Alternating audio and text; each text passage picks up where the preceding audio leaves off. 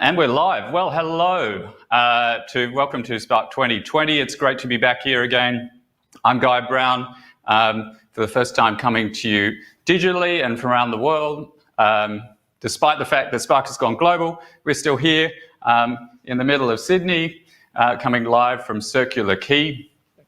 And I'm streaming to you from the Hub in Customs House. Thank you to the Hub for hosting us. It's very nice to be able to do it in this wonderful professional space. It's a wonderful professional co-working environment and one of the nicest, I'd say, in Australia and Sydney. So while we stand here in this historic centre of Sydney, I'd like to acknowledge the Gadigal of the Eora Nation, the traditional owners of these lands.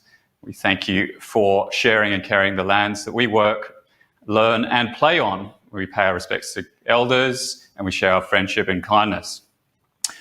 Awesome. So financial modelling and building a financial model that's going to help you win investment. I'm looking forward to this and I'm really excited to be getting it. But let's get some admin-y stuff done. We've got a poll which we're going to put up, so you can fill that up as we go. This is on the Slido app. So we'd just like interested to know who you are, if you're interested in business modelling and analysis and the sort of support that you're looking for, because it's an area that we're really interested in. So questions 2, hopefully we'll have a little bit of time at the end to run through some questions.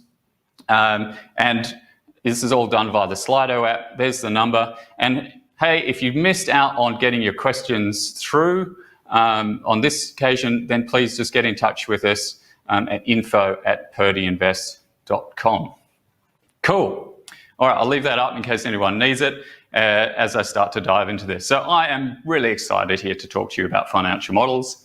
And I can see everyone going, oh, this guy's a bit strange, isn't he? He gets excited about financial models. Well, the reason that I'm excited to talk to you about that is because it's all about getting capital into your business. And if you can get capital into your business, that's going to help it grow.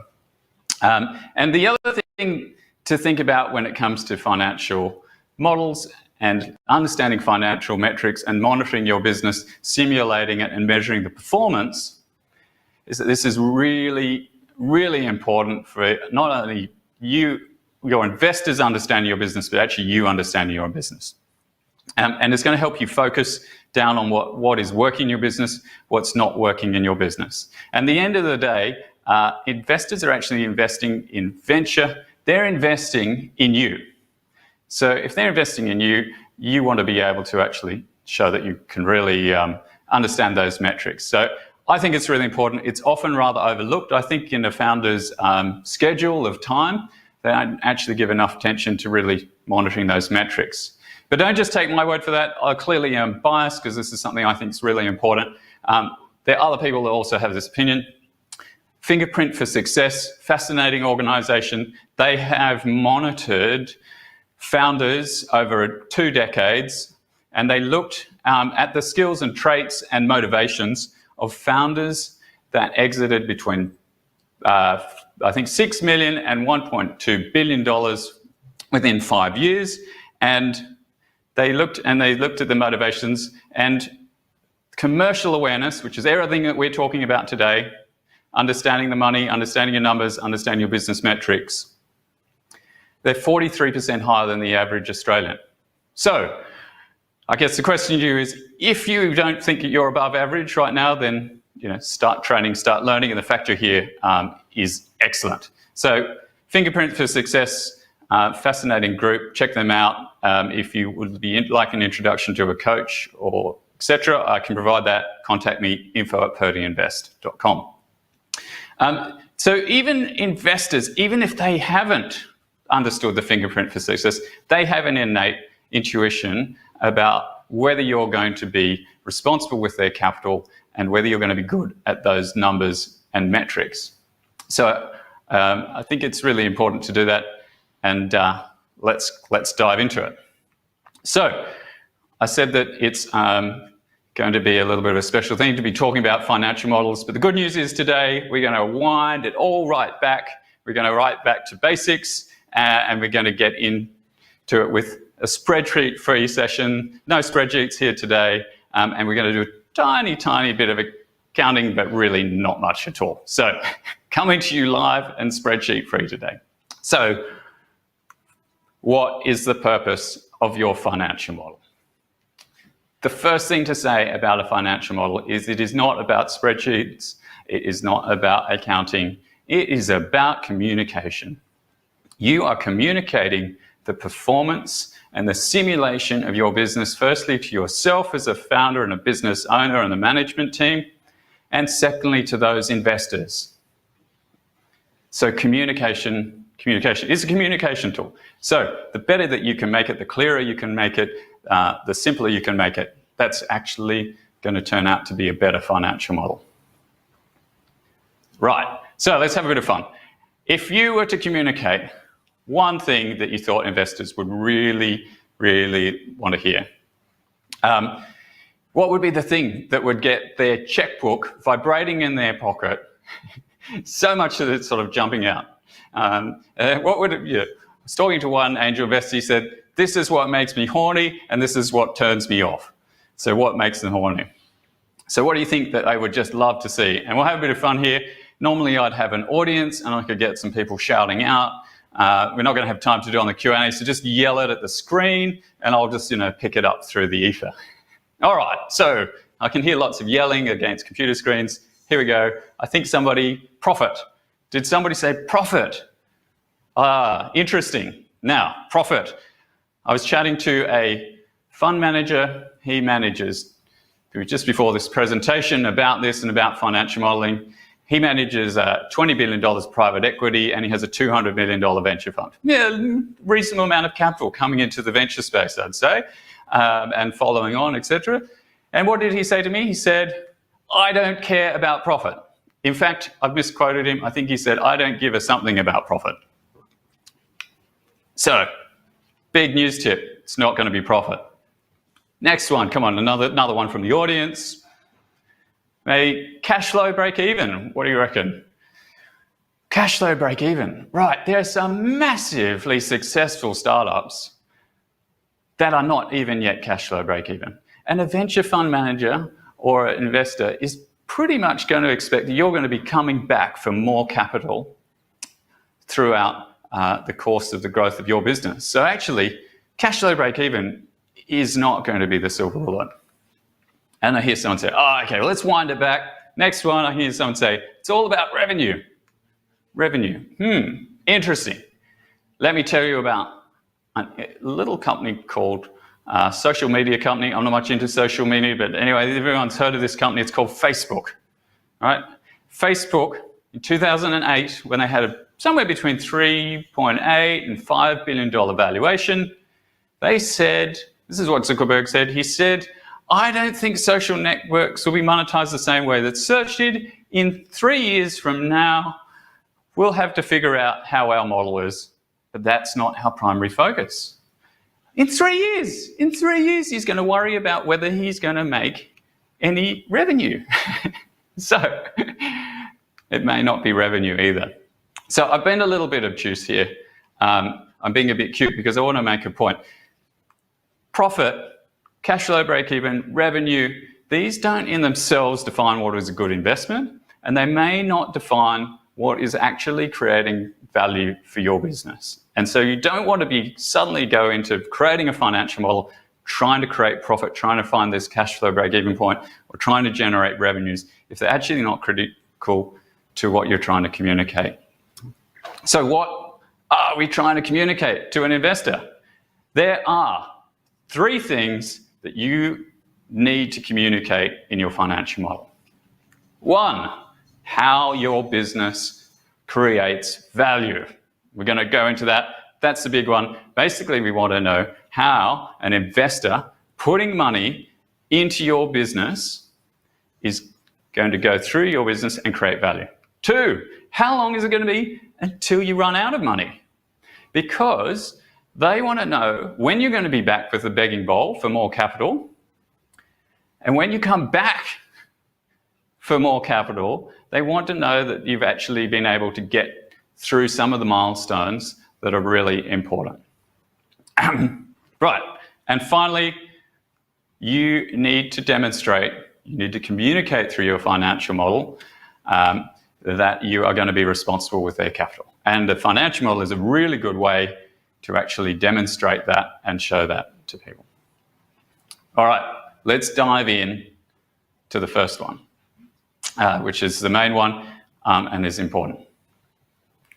Your business is like the proverbial sausage machine, okay?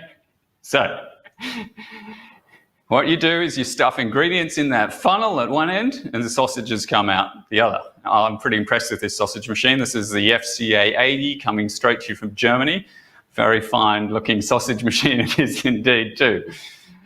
Now, I thought when I said I was put this example up, I made this analogy and I thought maybe I'm being a bit harsh with a sausage machine, so I looked up what a sausage machine, what the definition of the sausage machine is, and it said a system that processes people as if they're bland and lacking individuality. System processes items or people bland and lacking individuality.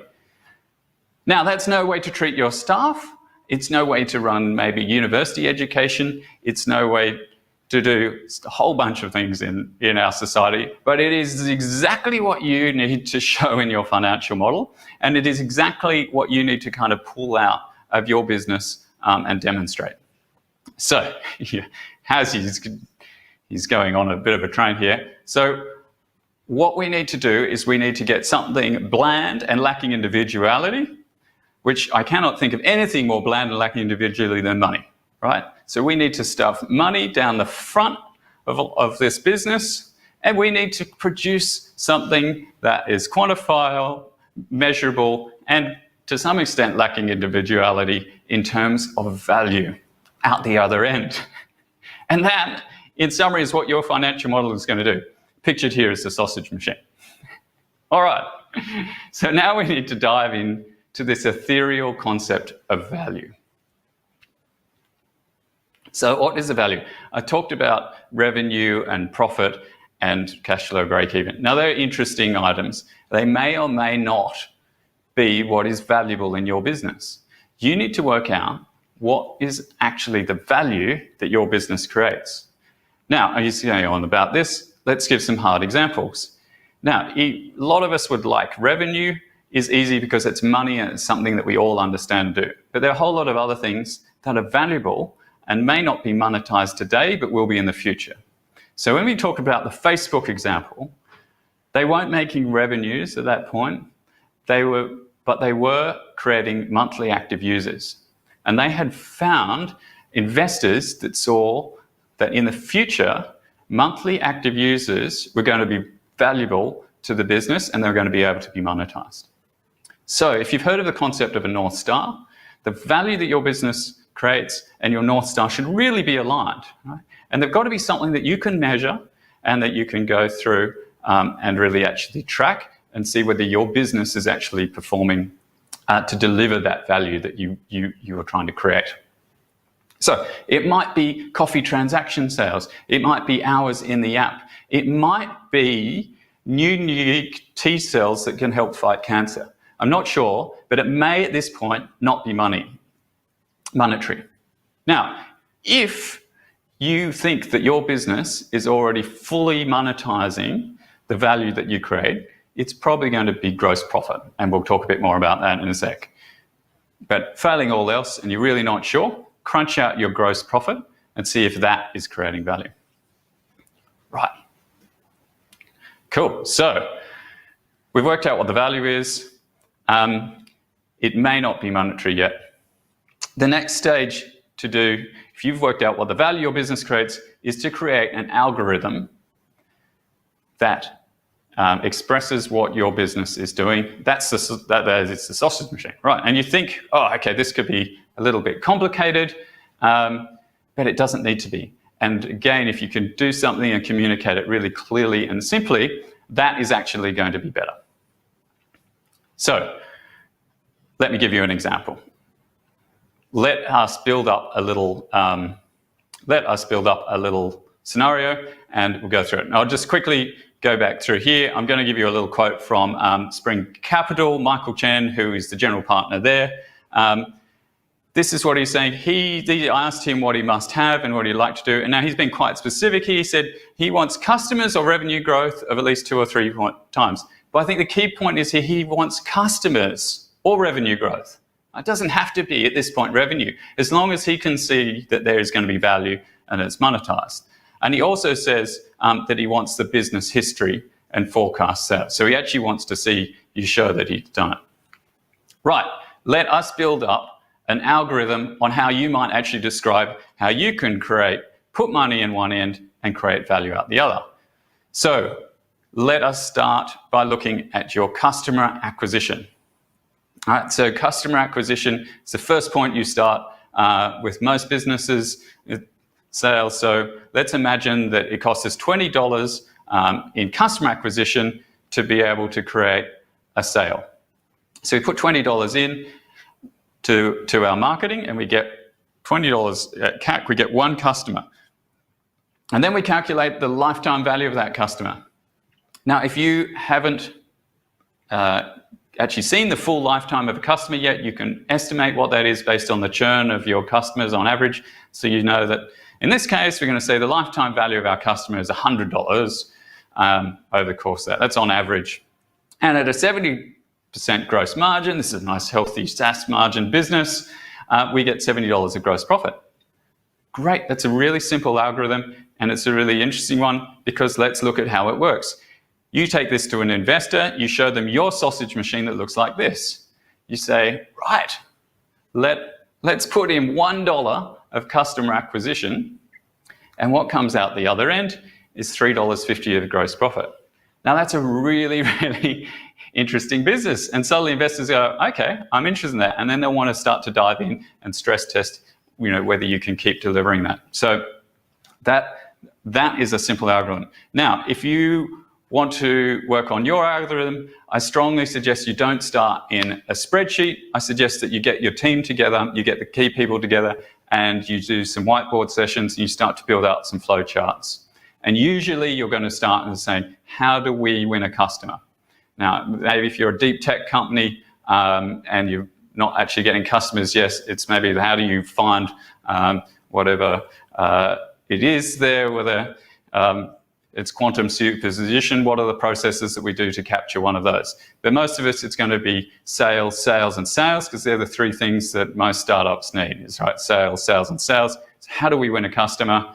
And you map that process out, all the inputs in, and that's going to help get you to build an algorithm. So I'm now going to dive in to some basic points and tips on how you should go about actually building out your financial model. These are just do's and don'ts when you're building a financial model. Right, assumptions. They need to be clear, they need to be adjustable, and the reason they need to be clear and adjustable is so that you can create scenarios. So do not do this. Do not go and put all of your assumptions embedded throughout your spreadsheet. Pull them out somewhere else, put them in one area, and then reference them back. Now, anything that is hard-coded in your sheet is technically an assumption. So basically, don't bury hard-coded items through the spreadsheet. This practice is so prevalent that I've actually written myself a little piece of software that goes through a spreadsheet, and I can highlight a whole area and then goes and pulls out and shows me all of the hard-coded items. It's really common and it's really frustrating if you're an investor trying to actually understand what the assumptions that you've used and vary them and stress test them. So if you don't believe me, this is what Sydney Angels have to say. Richard Dale, who was one of the founders of Sydney Angels, they're one of the premier angel investment groups going for over a decade, and he sits on the investment committee of the Sidecar Fund. He says it must be based on drivers, so sensitivities to key assumptions, and all of those assumptions that he's interested in there can be easily tested. So split out your assumptions, create scenarios. Now, on the topic of scenarios, you want to do a high case, you want to do a low case, and I strongly recommend you do an emergency case for when something like COVID hits and you're not going to have your sales go to zero. And sure, you might get some subsidies here and there, but this is going to be fundamentally different to any scenario that you're pitching on an investment, and you want to have a plan that's in place already. So again, you can demonstrate to your investor that we're thinking about that now. Okay, next, do's and don'ts. Your pitch deck must match your financial model, right? So take that algorithm that you've designed, maybe the flow chart that you used to set it up in the first place, and use that in your pitch deck. If you're not describing in your pitch deck what you're presenting in your financial model, then you're starting to undermine that credibility. And remember, investors, particularly in venture, are investing in you. So make it match. It's really simple, and do it. Now, next one. Split out your gross and operating costs, right? Get clear with the sausage machine about what are ingredients that get stuffed down the funnel and what are materials that are going into building the machine. Now, it's really easy with the sausage machine. This is a piece of stainless steel. This is a switchboard. This is a screen. This is a control unit. And these are sort of meat and spices that are going in at the other end. It's more difficult in your business, but go through and think about it, and think about it critically, and make sure that you are actually capturing all the costs that are associated with actually producing the product or the value that you're creating out of your business. Right. While we're on that topic, if you are taking revenue up front and delivering the service over a period of time, you should really be accruing when you start to look at your gross position. All right, so if you sell a service on day one, you get the cash at day one, and then you have a subscription for, say, 12 months, then you should be not taking 12 months up on that 1 month. You should be taking 1/12 of it over the course of the time. And the same with your costs. If you've got big chunky costs that are coming in, you buy a software license for 12 months that you use to deliver that product, then you should also be spreading that out as well too. While I'm on that topic, there's a bunch of startups out there that have very sizable and fantastic grants from the likes of AWS, Microsoft, Google, etc., to help them going. And these are fantastic, and they're great for getting businesses going. But do not just leave them out of your accounts and your calculations, because you're going to look very silly in 12 months' time when the $100,000 worth of credits on your AWS account runs out, and suddenly your gross margin goes from being 75% that everyone thought was great to being 10%. So start capturing those now, put them through as a cost, put the credit through as an income below your operating lines. Yeah. Right, the next one. Do you know how many models I've seen where people have presented, they've ticked everything that we've talked about already, right? Matches the pitch deck. Nice, good equation, good, sensible assumptions, high case, low case, boom. And then I said, cool, can I see your accounts already? And whoa, right, that's what you've done already? And are you telling me that in the next 3 months, after taking our capital in January, when everyone's in holidays, suddenly you're going to basically triple your sales overnight? Right, make sure your actual results align with your forecast. And this is done all the time. It seems really simple to me, but get your actual results and make sure that they're sensible from there. So, and do the same with costs. I've seen costs like this is great, and you say, let's see what you did before, and it's like that, and they say, oh, but we're not going to spend as much as that this year. Well, investors don't believe it. They'd actually much rather that you were there and you were conservative, and that you showed that actually this is how we're creating value, but these are the costs that we actually need to do that. Right, and if you don't believe me, here's Eric Vertipool. He's a successful entrepreneur. He has exited his business. He's become a serial angel investor. He now sits on the board of a whole bunch of companies. He mentors people. He runs accelerator programs. And this is what he says.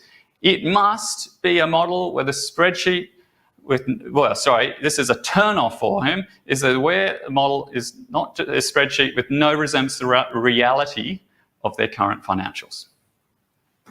Right.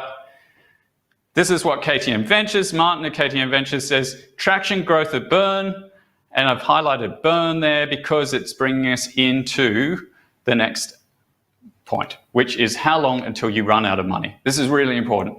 They want to know how long you've got until you run out of money, because you need to deliver that step up in value. What the last thing an investor wants is to be getting a down round and having to put in cash at a lower valuation. They want to see that continual step up. And it's also not what you want. So get serious about your cash flow. I strongly suggest you do three-way accounts. It is probably better to do a 4-line balance sheet and a 3-line cash flow that balances in three-way accounts than to not do it at all. And there's a reason why the three-way accounts work, and you check that they balance, is it's a check to make sure you're capturing your costs and to make sure that your cash is not going somewhere that you didn't think it is.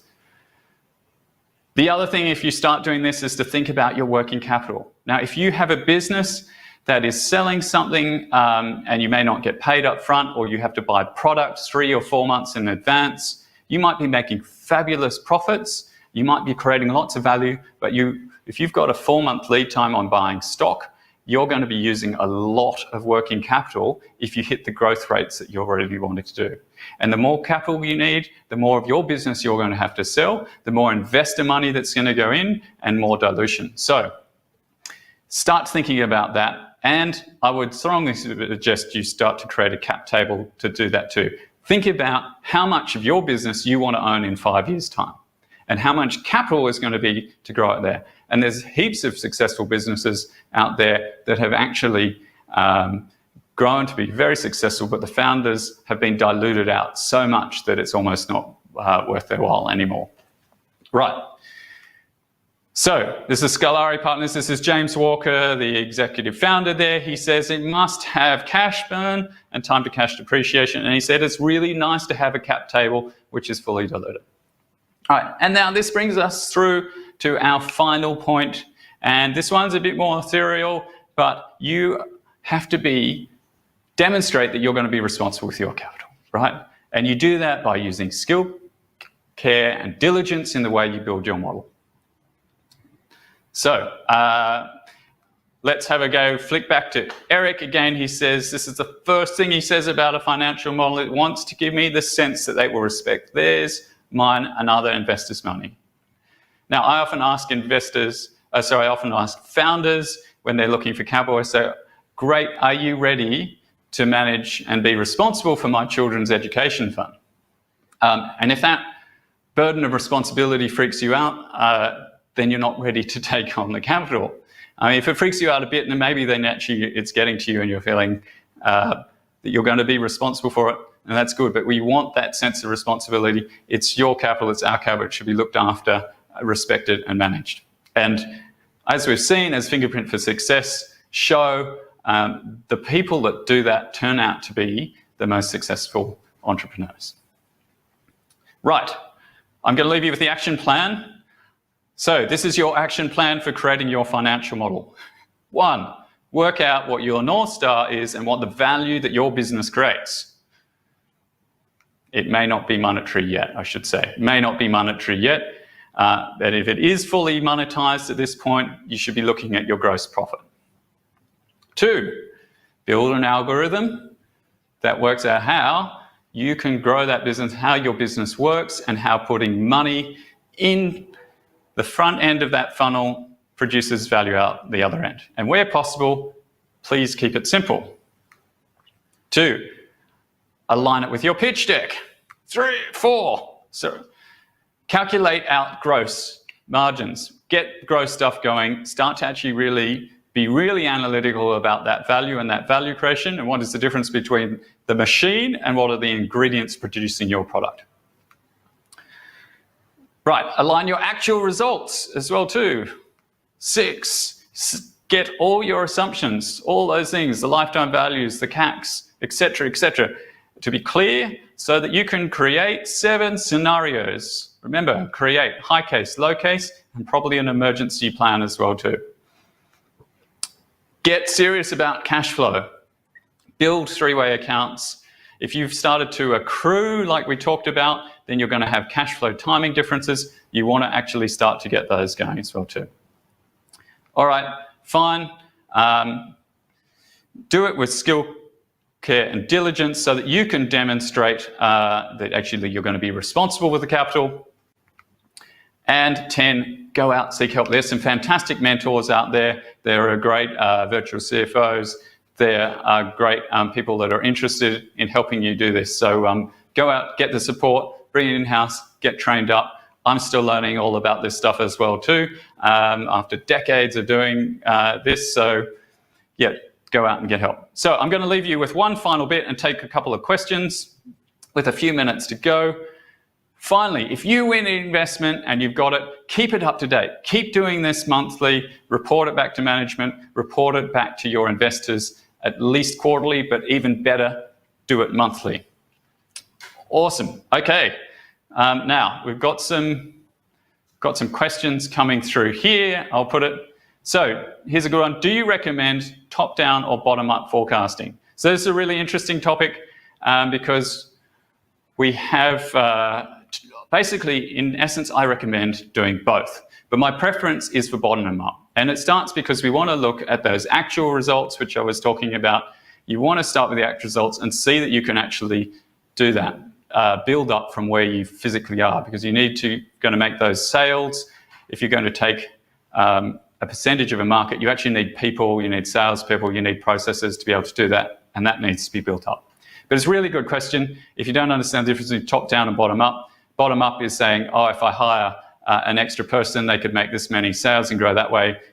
Top down is saying, if I could take 1% of the market, I would have this much sales. Right? So I think you should do it bottom up, and I think that'll be easy for investors to understand, but you should have an eye and a sense check that you can do it. If you show a bottom up that shows that you're suddenly going to take 85% of the market within 6 months, you know that it's not actually real. So you need to actually do both. Next question. Does a model need to be monthly or quarterly?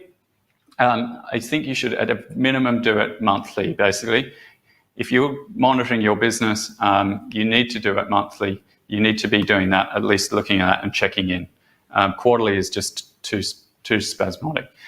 If you want to and you don't want the complication, do it quarterly for years out, sort of 4, 5, and 6, then quarterly is fine.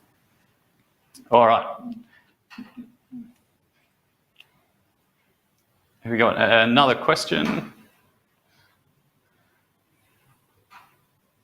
So it's a good one. Is a revenue, profit, and cash flow break even really not that important?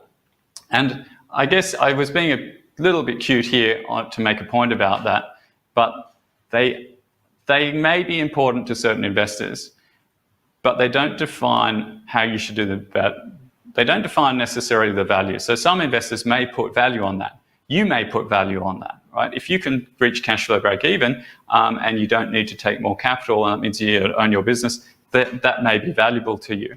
However, they don't in themselves define the value. So that's my point. They are important things to understand, but they aren't the primary driver of why you're producing that model.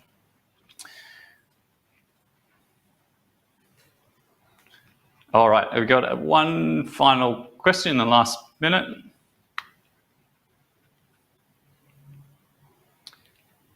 All right, how do you balance, so this is a good one, how do you balance being transparent with investors who use this to talk to you to get your business for a bargain?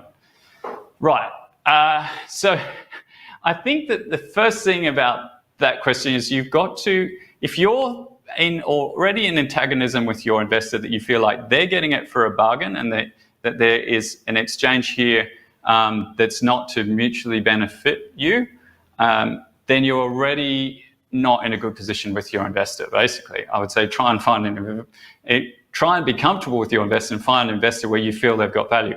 Now, the other thing to say, if you're really early stage and there's numbers out there that you can do, so look it up, but it's going to be vitally important for the investor, the price that you get particularly early on, is going to be much more important for the investors' return than it's going to be for your return as you model it out. So the investor has every interest in you being successful as well. So I think actually, if you're not being totally open with your investors at the early stage, then basically I'm not sure that's a good relationship and you need to do it. So thanks very much. All the best. Bye.